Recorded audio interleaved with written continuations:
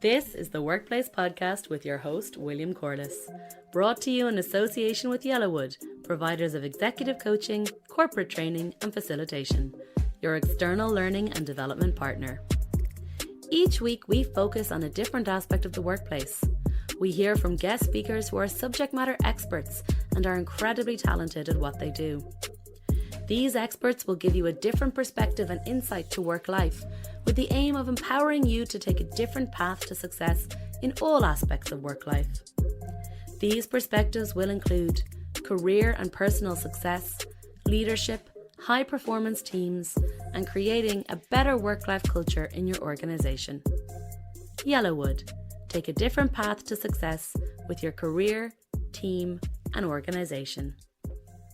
Welcome to the Workplace Podcast. Our topic today is the anxious achiever. Joining us today is Morra Aarons-Mele. Morra, welcome to the Workplace Podcast. Hi, it's great to be here. So Morra, you are the author of The Anxious Achiever. Turn your biggest fears into your leadership power, which is be our topic today. So Morra, you'd be glad to hear this. You are also the host of The Anxious Achiever podcast. And when I recommended your book and the podcast to a client, they absolutely raved about it in their next session. Oh, thank you. You're very welcome. And this book is such a gift to our listeners. So if you're one of those people who ruminates, has social anxiety, performance anxiety, this is the book for you. I really recommend this book. I've studied the area of anxiety for many years now. So this book has really reinforced what I already know. There's so many useful tools here that I've incorporated, and I know our listeners will really appreciate that. And from a personal point of view, I've had PTSD twice now. So I really feel that this book is a guide for anybody that feels trapped by anxiety. So Morra, just on behalf of me and the listeners in advance, thank you so much. William, thank you. I mean, if you want to talk about your personal story today, I'm sure I would welcome it and your listeners would too, but it's your show. I'm honored to be here and thank you for the kind words. Yeah. So we'll get into that, and I think it's really important to normalize it, especially when we talk about leaders in the workplace. Is it an uncomfortable topic still for people? What do you think? I think it's uncomfortable for a lot of people, and for some people it's totally easy and comfortable, right? I mean, it's a very personal thing because a lot of how we think about mental health is about how we were raised. Did our parents talk about it, right?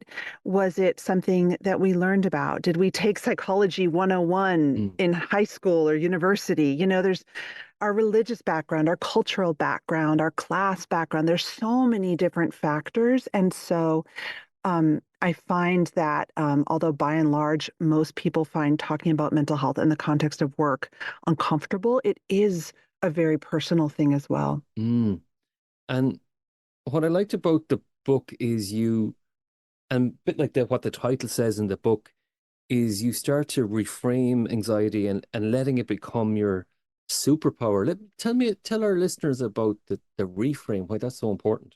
The reframe is really important because for a lot of us, we can't ever cure our anxious nature.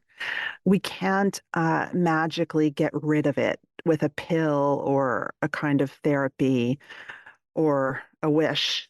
We can make it a lot better. We can make it easier to manage, but it might just be who we are, right? We may just sort of vibrate at a different level. And so rather than fighting it, it's really, really life-changing to embrace it in a way. I'm not saying this means you always listen to your anxiety or you let it control you. I mean that you truly have a relationship with it, right? You learn from it. You learn when you need to tell it to go away because it's being horrible and annoying. And you learn when it's actually trying to tell you something useful, when you're feeling motivated by it, when you're not going to sleep anyway, so you might as well at 3 a.m. make a plan, right?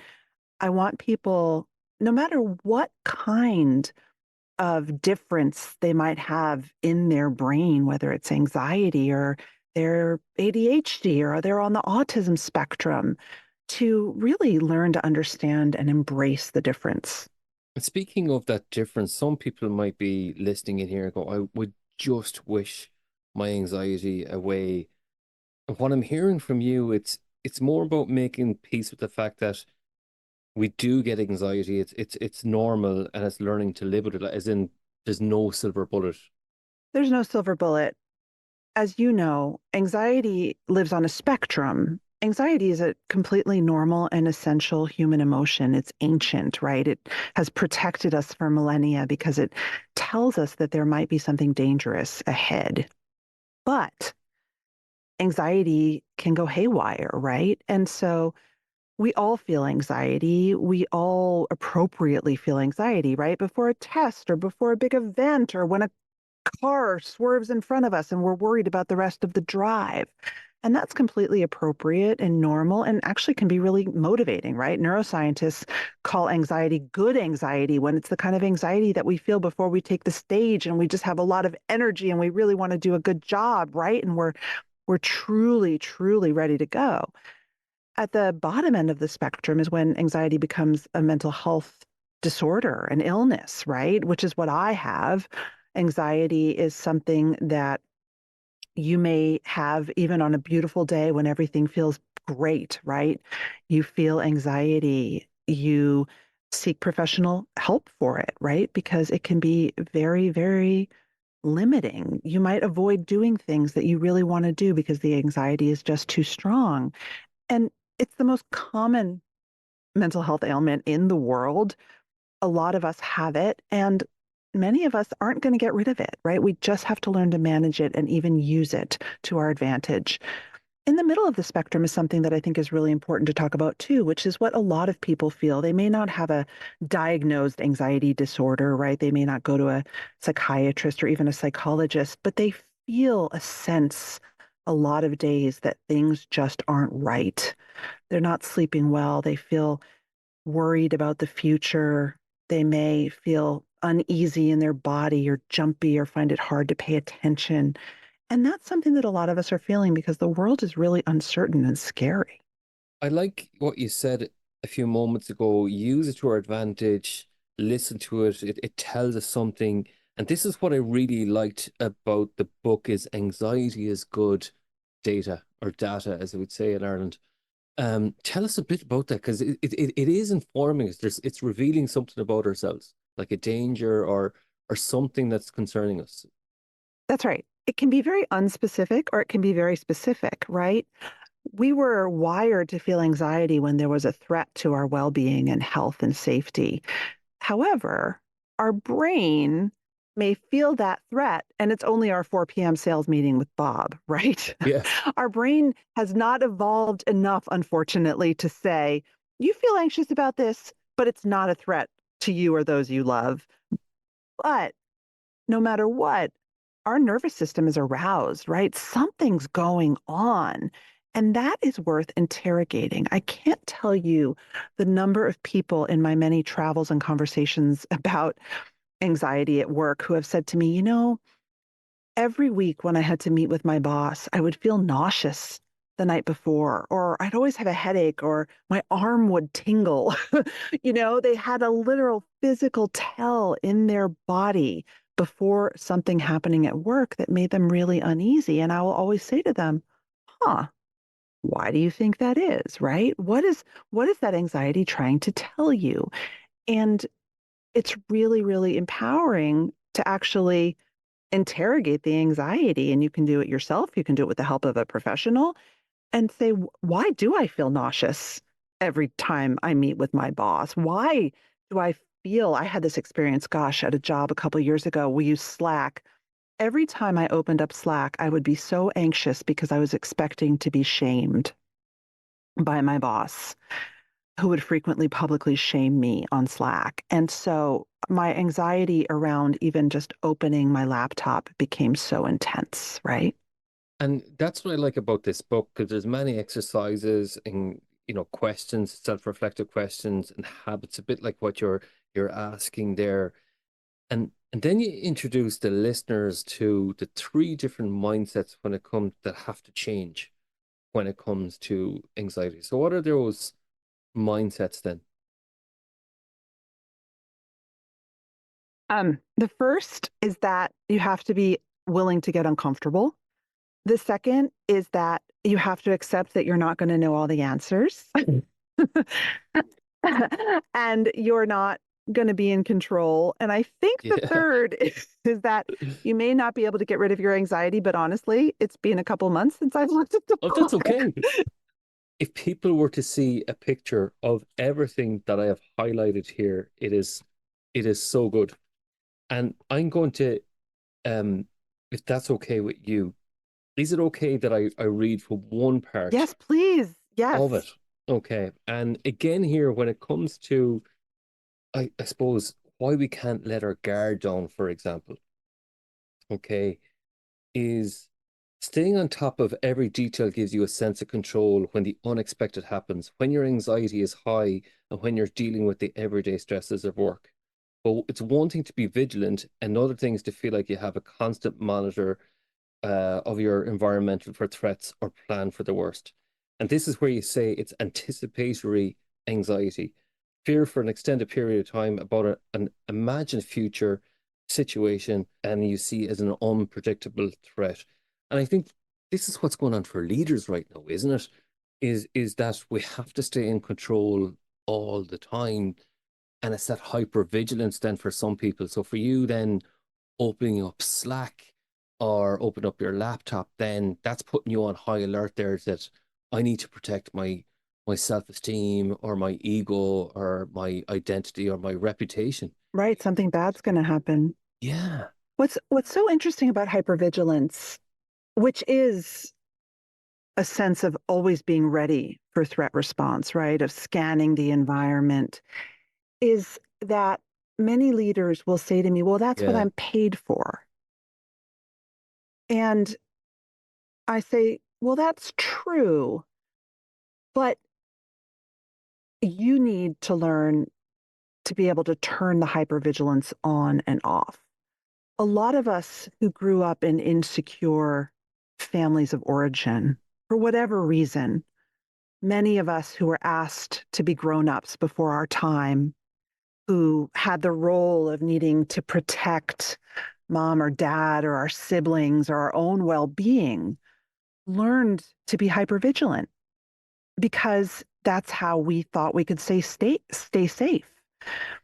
We learned that if we worked really hard and tried to maintain a sense of control, we might feel less anxious, and maybe even the people around us would seem to be less anxious.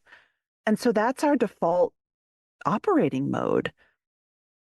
And then we learn that that sort of behavior can be rewarded at work. When we're always scanning them, I talk to a lot of lawyers and they're like, that's what my clients expect from me. They pay me to reason out the 4 different scenarios that could go horribly wrong so that I'm protected. And that's a kind of hypervigilance in action. And so a lot of people say to me, well, I don't want to lose that. That's one of the pieces that makes me great. I have that. And I actually think, yeah, my ability to turn on hypervigilance is one of the things that makes me great at what I do. But the question in all of these things is this serving me? Is being in this state serving me? Do I have a way to modulate it? Can I learn to turn it off? Do I not even want to be in this state anymore, right? And just to turn the habitual and the default mode into something that feels like more of a choice. So I'm going to move this on to performance anxiety because it's a bit like that. It's when before I present, I always get a surge of nerves, which I've now reframed as an adrenaline surge that gets me It's ready, good. Yeah. yeah, into my optimal state. And when people see me beforehand, they're going to go, this guy's very nervous. And then I just turn it on. I go into my flow. And I think when a lot of people, when they think back about performance anxiety, a bit like that hypervigilance, it's the way we're brought up, isn't it? It's there our insecure families, or even at school where we're made up and stand up and read. I remember for me, reading out loud is because people would giggle at me if I made a mistake. Yep. And this stays with us then, isn't it? It's that role of, this is what you mentioned in the book, reflexive reactions. Yep. Like we're conditioned to be shame, right? We're conditioned to feel shame. Ellen Hendrickson, who studies social anxiety, says that a lot of our social anxiety is what she calls the fear of the reveal, right? That we'll stand up and read in front of the class and we will not be able to read well. And our peers will think we're stupid, right? That our true self will be revealed. And that often, right, we're ashamed of that true self. And we carry that into adulthood. And, there's the old joke that comedians especially are just trying to get people to like them because for whatever reason they didn't feel loved enough, right, in their youth. There's a grain of truth in this for a lot of us. And I don't actually judge that. I think that many of us, we push ourselves to do things that scare us because we are seeking someone's approval. We're trying to prove someone wrong. And again, that can really make us great at what we do. But again, the question is, what is the psychological toll behind all of that, right? Is your anxiety so much? Is your performance anxiety so much? Does a simple presentation feel like it's a referendum on your character, right?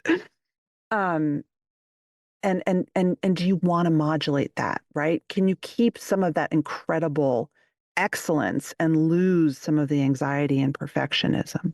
And what I thought was really courageous of you is you talk about your early scripts of anxiety due to, narcissistic parenting. And, you talk specifically about the book about the party piece in front of the crowd where you have to turn it on.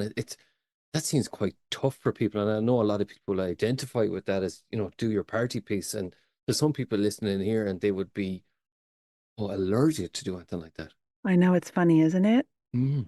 And that's the other funny thing about anxiety. I don't know about you, but for me, I can stand up in front of a room, no problem. I can stand up in front of 1,000 people and think that I'm entertaining and sparkly, no problem. I have a really difficult time walking into my kids' parent-teacher organization meeting and making small talk with the other moms. And I instantly assume that they don't like me and they don't want to talk to me. And, I'm not one of them. Anxiety is weird. And so, again, when we understand our anxiety, we find the channels to use it, right? That further our career and make us happy. So I think that part of really understanding yourself and in a professional way as well is, where does my anxiety serve me and where doesn't it, right?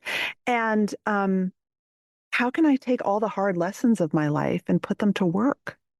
And that's what I really liked about this is your understanding, for example, when you're going into that parent-teacher meeting or, meeting the other parents, then it's that fear of judgment, isn't it? So that's going back to something in your childhood maybe, or it's that need to fit in, and where does that come from? And then you talked about, for some people, public speaking like you, no problem. For me, I'm like, oh, I have to get this right here, or I don't want to embarrass myself, or, and it's linked to shame as well, isn't it? So when you talk to people, some people go, well, I'm reluctant to do Yeah. therapy or to talk about my past or heal the wounds of the past.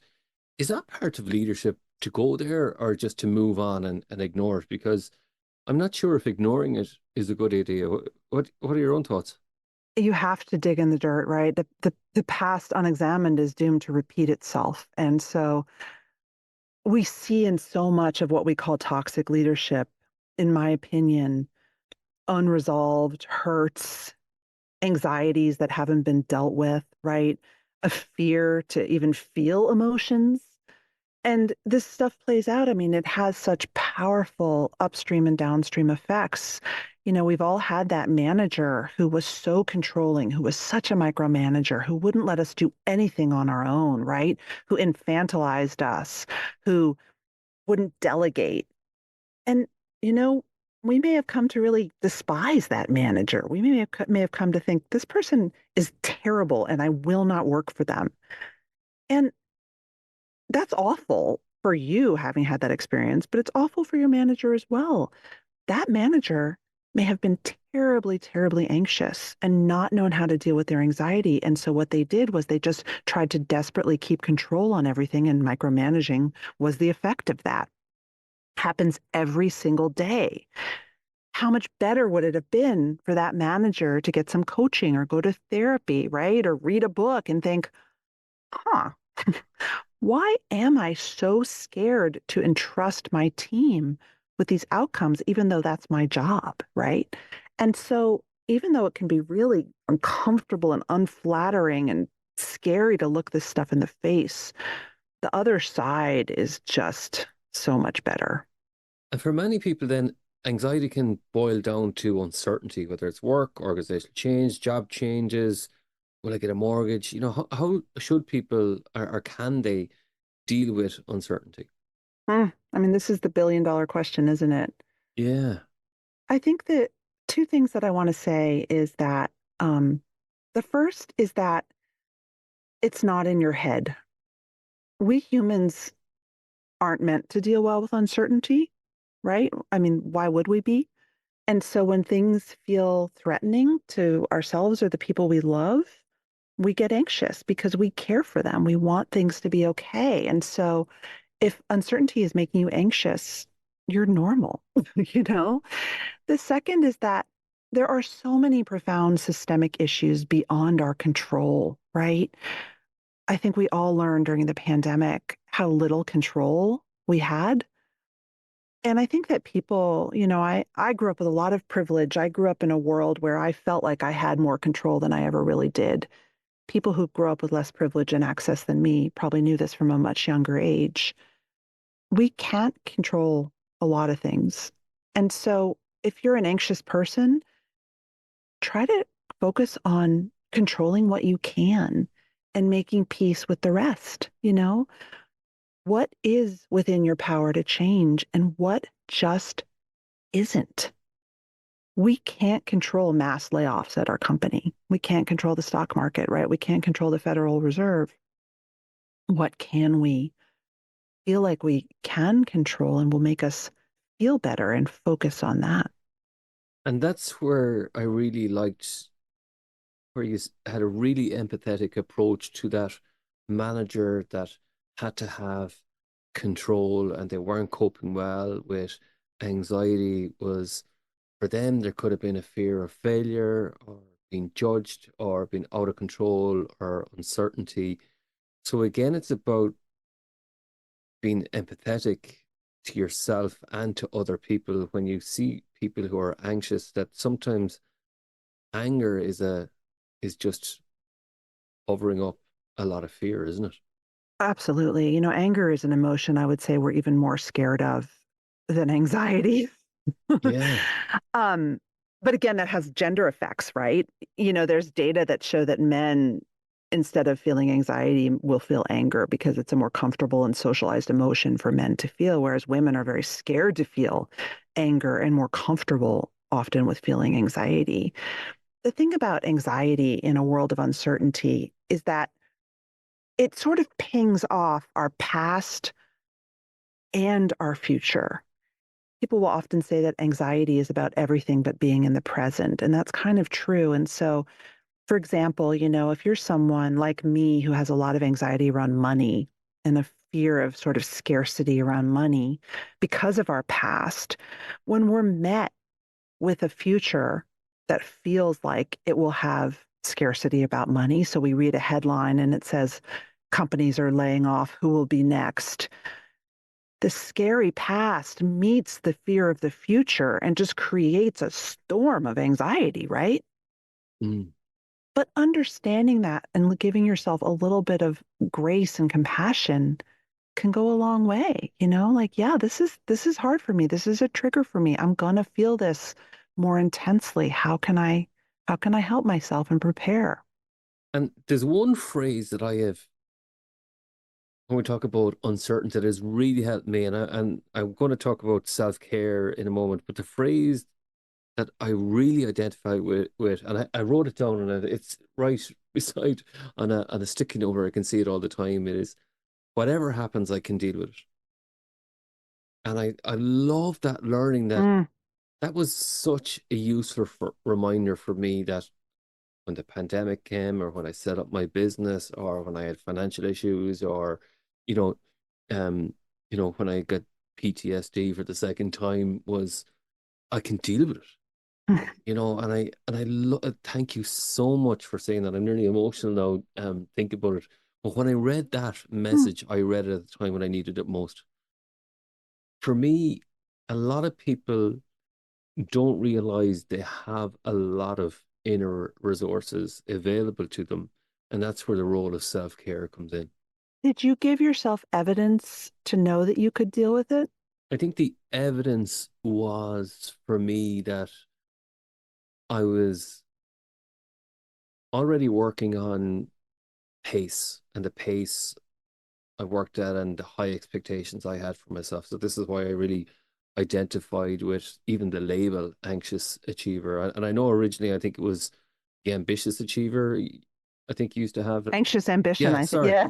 And then I realized compassion was I'd been through it before, and I knew what I needed to do to help me deal with that. So the likes of therapy, and to manage my workload a lot better, to allow me to heal and give myself the space and the pace to really recover, so I could bounce back, rather than diving into work. I think what I learned before was not to get disconnected from the pain. Mm. So, I changed my diet, I cut back on alcohol, all the stuff, that the traps that I fell into before. Yeah.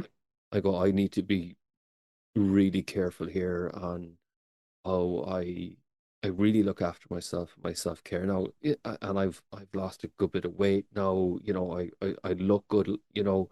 I get lots of compliments now. I'm physically really healthy, still doing physio and all that, and therapy. And I feel in a place where I can really deal with things now. Whereas if I hadn't done that, I probably would be in a very different position. Wow.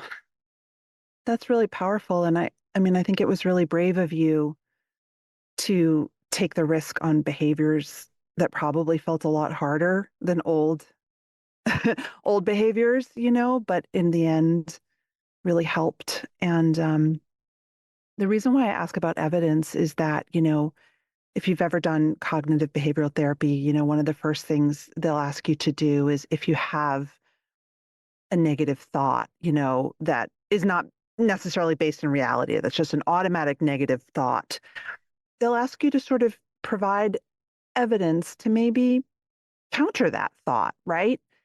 And it sounds so silly, but to me, it's been so life-changing.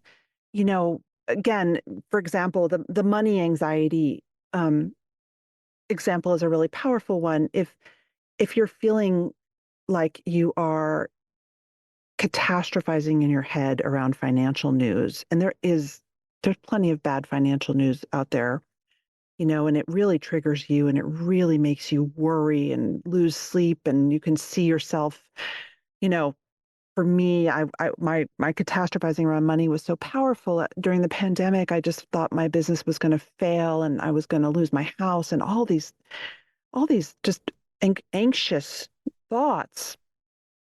I learned to literally have pieces of paper with evidence that I could read, you know, to help just calm and counteract that anxious thought, like, here's your financial reports.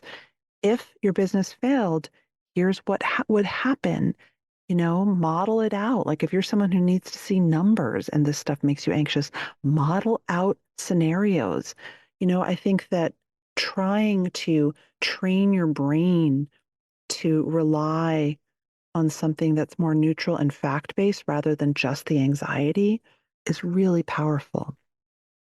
And saying, I can get through this, and here's how I know that. I do something very similar, or my wife will remind me to go, I think you need to look at your accounts package.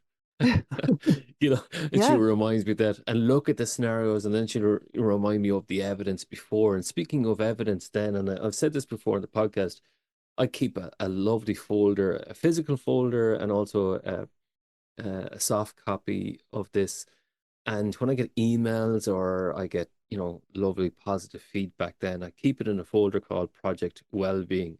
And within that then is evidence that, I'm okay at what I do, or even, quite successful at what I do. And it's when that brain is going into overdrive, then it's that way of calming it down. So that's where that evidence-based fact I love it. comes in. So I do the same thing. yeah, isn't it great I, to do yeah. that? Yeah. It's everyone needs a brag book or a clips file or project well-being. I think that is an amazing tactic. I think the other thing I just want to say is that, I don't know about you, but for me, sometimes just being on social media triggers my anxiety around performance and financial well-being and comparisons, right? Another huge thought trap we get into, comparing yourself to other people.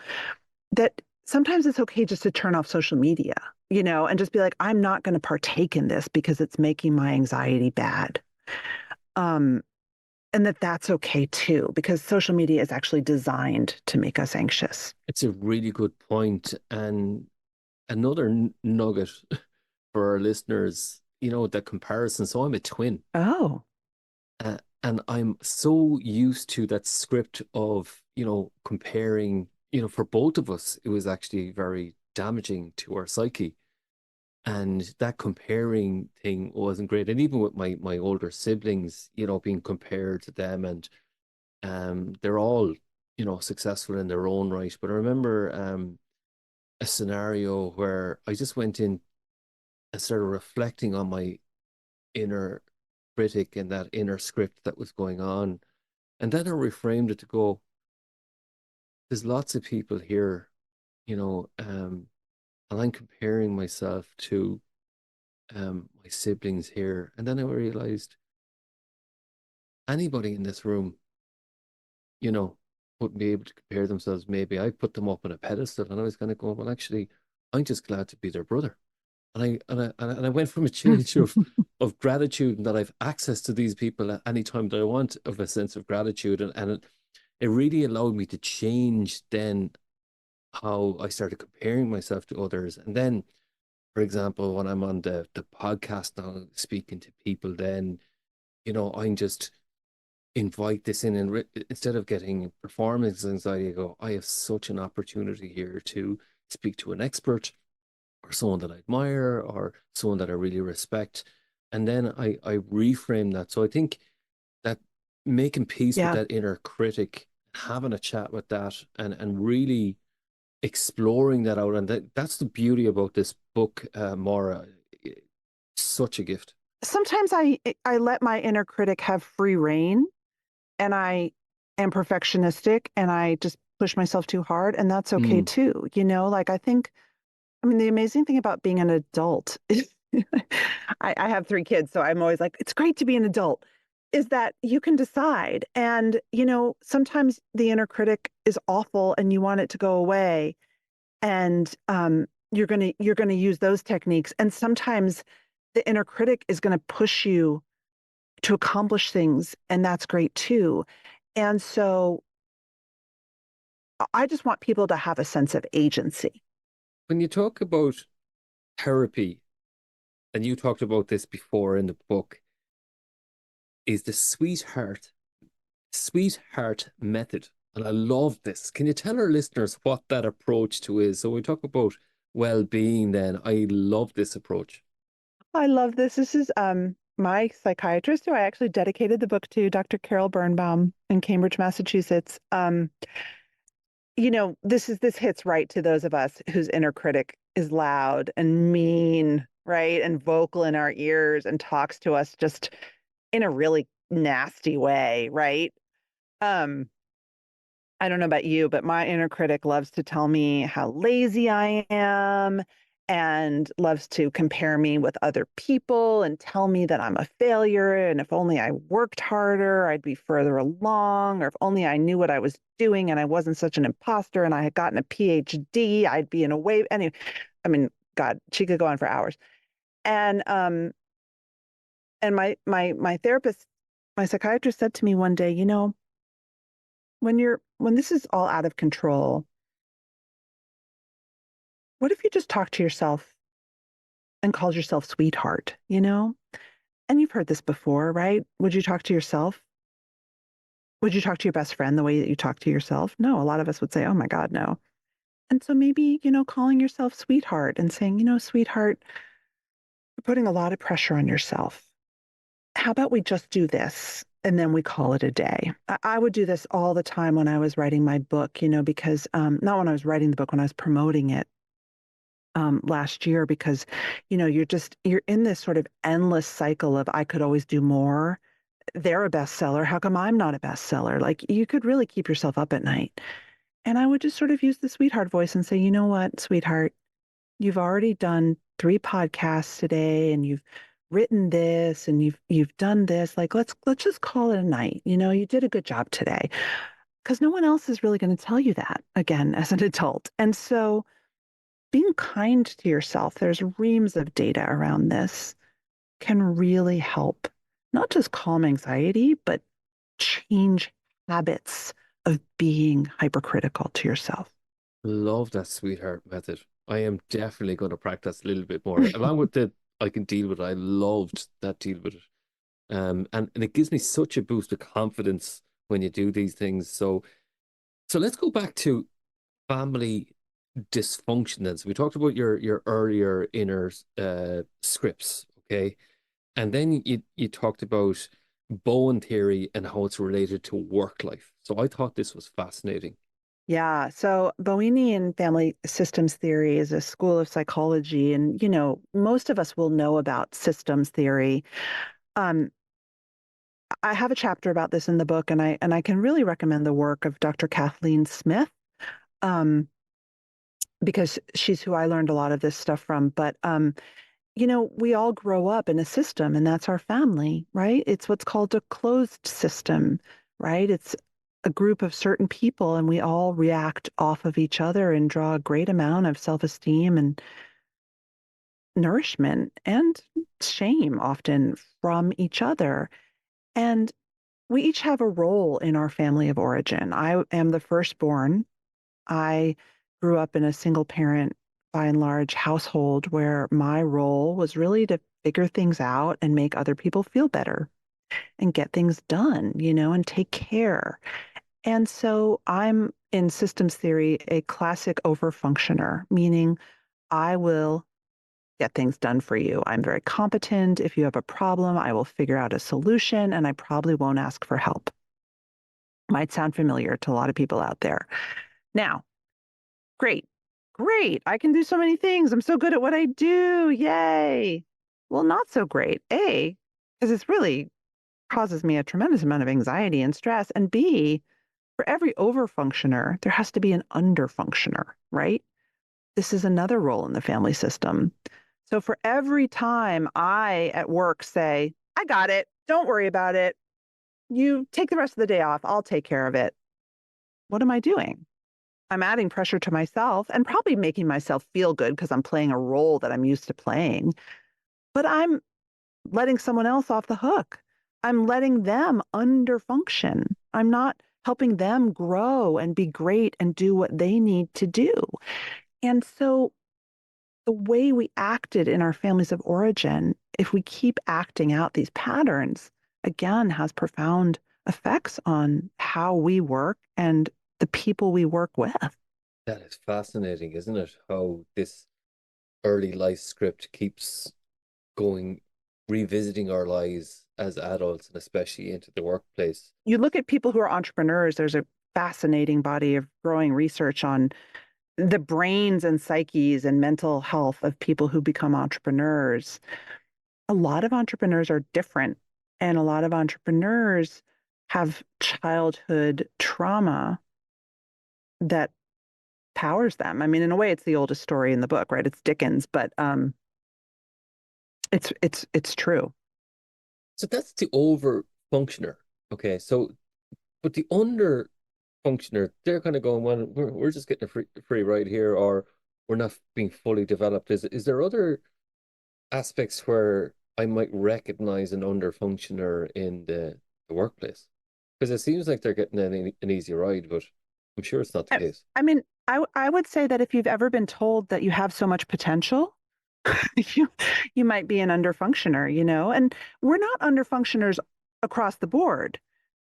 We may be incredibly high performing, but there's one person with whom we underfunction because they overfunction for us, Mm. right? It's not all black and white. But, you know, I think that if you're a manager and you think about your team and there's that person on the team, you might also have someone on the team who's really charming and funny and everyone loves them, but somehow they get other people to do their work for them. um, you might have someone who you see avoids doing things, right?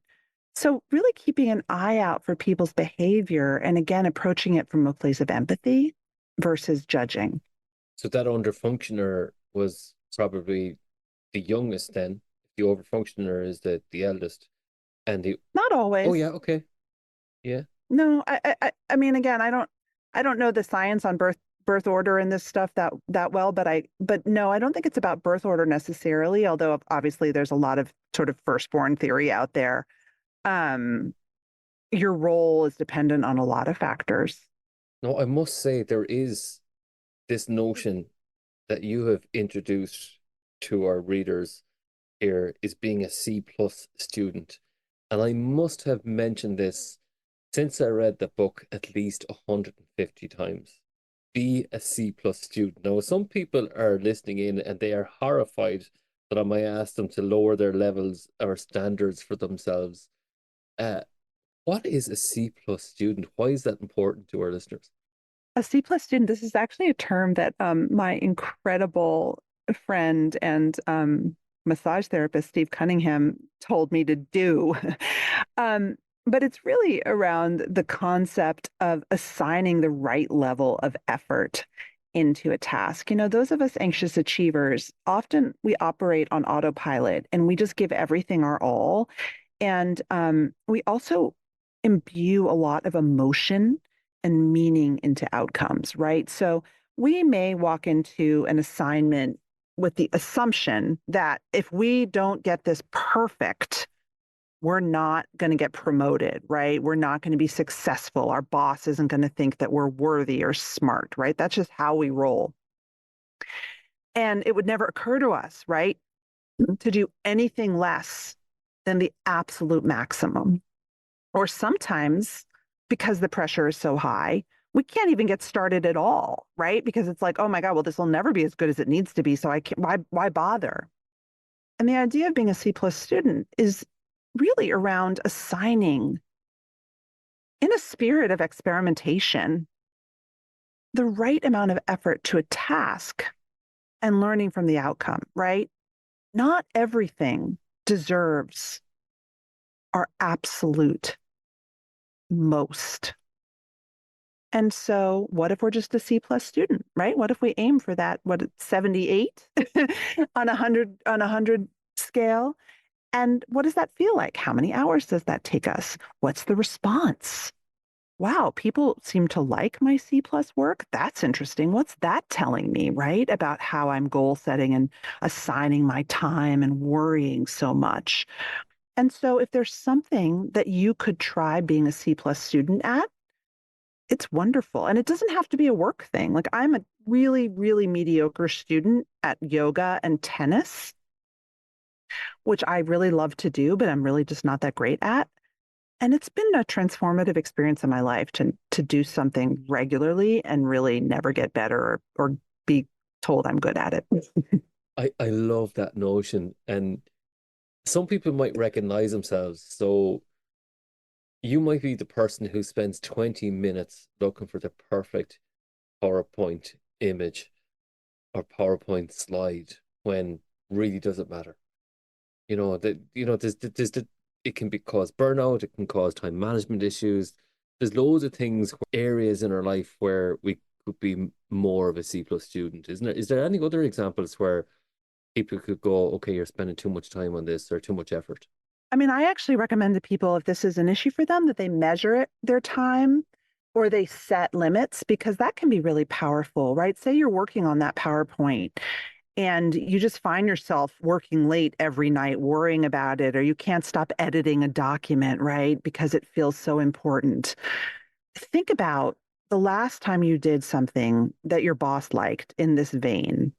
And think about how much time it took you. Like maybe the PowerPoint took you 5 hours and it was a good PowerPoint and your boss liked it and you won the business.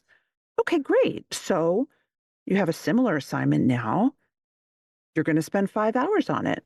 You're not going to spend more. You're not going to spend less. You're going to spend 5 hours because that is what you need to do to produce a product that is good. You know, sometimes anxiety can take over and we just let go of reason. And so having like evidence, right? Having limits that you can enforce that you know will get you where you need to be is really helpful. Really helpful. Thank you for that. Now I'm going to shout this out loud and I'm going to surprise you. I am a banana. Why? Why should anybody use this technique, the ACT technique or the ACT technique? This is from Russ Harris, who is a doctor and one of the leaders of ACT therapy. And I love it so much. So, you know, again, coming back to that inner critic and that worrying voice, Dr. Harris was a surgeon and he was very anxious. He had a lot of imposter feelings. He worried and he had a lot of doubt. And so he would find himself performing a procedure on a patient and thinking while he was doing it, why did they agree to hire me? I'm terrible. I'm probably going to mess up. They really shouldn't have come to me. There's so many better people out there. You know, all these really negative and probably damaging thoughts for outcomes, right? And then one day he sort of realized this is a lot of words I'm throwing around, again, without a lot of evidence. What if I just replaced all these negative words with silly words? And so instead of saying to himself, I'm a terrible surgeon, he would say, I'm a banana, which sounds silly. And that's the point. Some people will sing, like I sing a failure song. So when I start thinking about what a failure I am, I'll just sing it to happy birthday. I'm a failure, it's true. I'm a big loser. I'm gonna lose everything. I mean, it sounds really ridiculous, but the truth is, our negative thoughts and our anxious thoughts are just words. And so giving it that bit of distance really can help flip the script. I had a client before and we did this coaching exercise and they decided to the inner voice that was going to their head to assign that a cartoon voice Yep. and name that character Uncle Timmy. And and whenever they heard that, they used to go, "Okay, that's the voice again." And that person still, when I ever bump into them or whatever, they still tell me, "Yeah, yeah, I'm still able to turn down the volume on Uncle Timmy or tell Uncle Timmy to go away because it's so absurd." Um, so I Maura, love we're coming. that. It's wonderful to hear. And I remember when I heard it first in the coaching session, they come up with it obviously, and I was like, "That is brilliant." Um, so we're coming to the end of our podcast. Okay, so before we do, we were talking about leadership and work, and this final question then is: should I be vulnerable with my team on anxiety? Is there a place where we should be private about it, or is there a place where we create that psychological safety by opening up to our team about anxiety and encouraging others to be vocal about it? I mean, it depends, right? I think that it depends on how comfortable you feel. It depends on your relationships with your team members. It depends on the team members, where you work. But I will say that if it's something you feel motivated to do, that's great. And I would also say do it with care and caution. It's really important that leaders are seen as leaders. And it's important to hit the right note because nobody wants their leader. It's like parenting. Nobody wants their leader to be a mess because then we lose trust, right? We get scared. We think, oh my gosh, if they're a mess, how bad are things really, right? And so that can be really unsettling to a team. But, and study after study shows this, we love leaders who are human, who are vulnerable, who are empathetic, and who are authentic and self-aware above all, right? Who know themselves. And so if you can try to work on hitting the balance between being a really competent, right? As Amy Cuddy says, a competent leader who's going to show up for their team and do the best, you can also be the real human you are, who frankly has no idea what the hell lies around the next corner. And it's okay to be both. Thank you so much for that. And if people were to find more about you, your book, and your podcast, how might they do so? Well, you can listen to The Anxious Achiever wherever you get your podcasts, and you can buy The Anxious Achiever book wherever you buy your books. I would love it, frankly, if you connected with me on LinkedIn. I'm really active on LinkedIn. The Anxious Achiever is a podcast sponsored by LinkedIn. So come find me there and I'll write you back. Morra Aarons-Mele, thank you so much for joining the Workplace Podcast today. Thanks, William. It was an honor. Thanks for listening to the Workplace Podcast with your host, William Corless. Our special thanks to this episode's guest for sharing their expertise with us. If you found this episode valuable, please rate and review it. For updates on future episodes and to get in contact with us about any workplace topics, please follow Yellowwood on LinkedIn and Twitter at Different Paths. As always, you can head over to yellowwood.ie for any other information. Yellowwood, your external learning and development partner, provider of executive coaching, facilitation, and training. Take a different path to success with your career, leadership, team, and organization.